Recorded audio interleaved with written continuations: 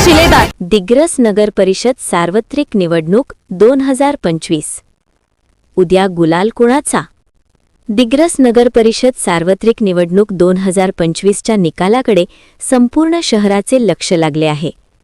2 डिसेंबर रोजी पार पडलेल्या मतदानानंतर उद्या म्हणजे मतमोजणीच्या दिवशी निकाल स्पष्ट होणार असून नगराध्यक्षपदावर कोणाची वर्णी लागते हे ठरणार आहे।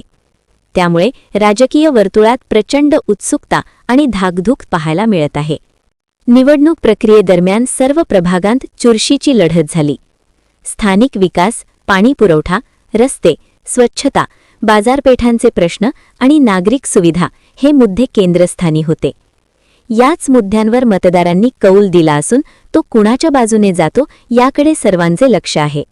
मतमोजणीसाठी प्रशासनाने कडक सुरक्षा व्यवस्था केली असून निकाल प्रक्रियेत पारदर्शकता राखण्यासाठी सर्व तयारी पूर्ण करण्यात आली आहे।